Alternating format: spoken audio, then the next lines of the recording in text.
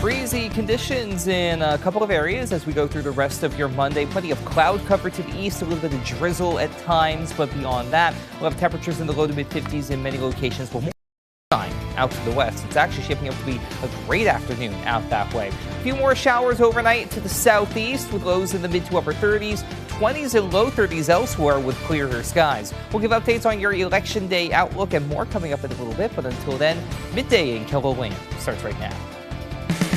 Live from KELOLAND Media Group, midday in KELOLAND. It's a big day for college hoops at the Sanford Pentagon. A look at the 3 games in partnership with Field of 68 coming up. Plus, the race to Election Day is in full swing. What presidential candidates are doing in the final day before the big day. Good afternoon, and thanks for having us in. Sioux Falls police are looking for 2 armed robbers this midday. A man with a gun walked into the corner pantry of West 12th Street at 10:45 last night. Police say he got away with cash. Just a few hours later, police were called to Happy Jack's Casino on Southwestern Avenue. In that case, police say a man with a knife got away with cash. If you have information on either crime, contact police or Crime Stoppers. In an unrelated case, a Sioux Falls man faces charges following an incident in the Empire Mall parking lot. Police say 2 girls were walking through the lot on Friday evening when they noticed a man exposing himself. Authorities say the girls shot a video of the man's car and called police. A police spokesman says officers arrested 23-year-old Joshua Cogley for 2 counts of indecent exposure.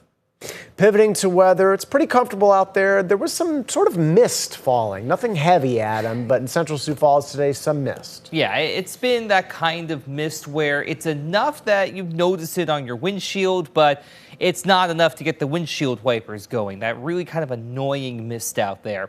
It doesn't help. That's also pretty cloudy, too. 52 with a view from our camera downtown. At least we have the 10th Street mural to get some color out there.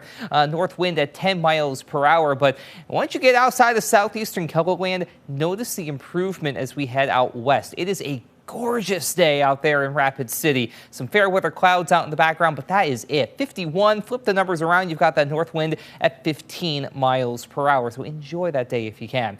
50 in Mitchell, 52 for Brookings, 50 Watertown, 49 as you head toward Aberdeen as well as Pierre, 52 in Phillip. Notice that northwesterly breeze, though. It's helping keep things a little bit cooler. Well, what's also going to help with that is the fact that we have plenty of cloud cover near and east of the James River Valley to deal with. The exception being around Watertown over toward Millbank, getting some breaks in there, but that's just about it. The farther south and east you go, the thicker that cloud cover is and just the grayer it will be overall.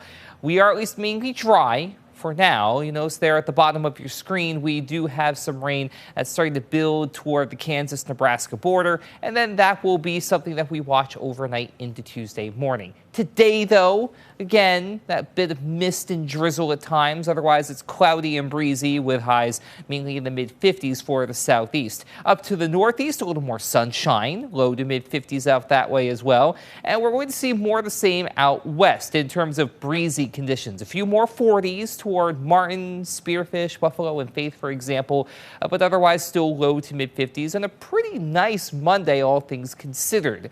We'll talk about that Election Day outlook, plus go through the rest of your 7-day forecast, which does feature another chance for rain coming up in a little bit. Thank you, Adam. The pipeline issue could decide Republican leadership in the South Dakota State Legislature.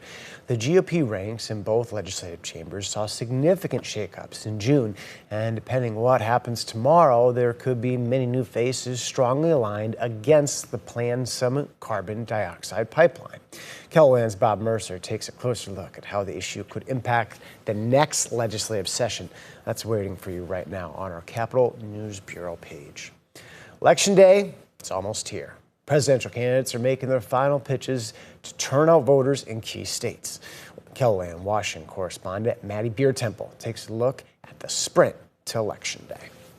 About 77 million Americans have voted early in this election, but candidates are still making their final push to get more supporters out to the polls. And make no mistake, we will win. We we're just 3 days away from the greatest political victory. Both candidates are confident in the closing days of the 2024 election. During a rally in Atlanta, Vice President Kamala Harris said she'll bring a new perspective to the White House if elected. And it is time for a new generation of leadership in America. In Michigan, Harris also focused on her support for abortion rights, Including the fundamental freedom of a woman to make decisions about her own body. Meanwhile, former President Donald Trump is promising to lower costs for Americans. With your vote on Tuesday, I will end inflation. In North Carolina Saturday, Trump said he'll also secure the southern border. I will stop the invasion of massive numbers of criminals that have come into our country. Both candidates will spend time today in Pennsylvania, a key swing state with 19 electoral votes.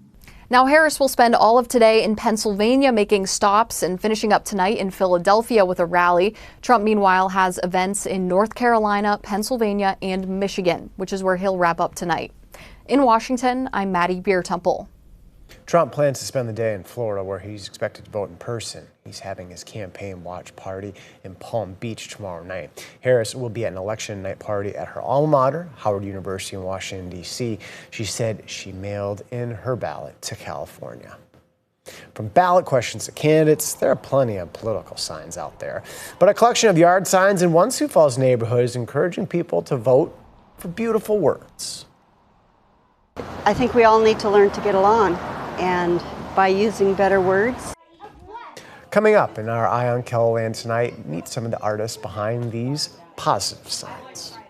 Still ahead, the presidential elections drawing attention from around the world, while Ukraine is specifically keeping an eye on Tuesday's results. That's coming up after this next break.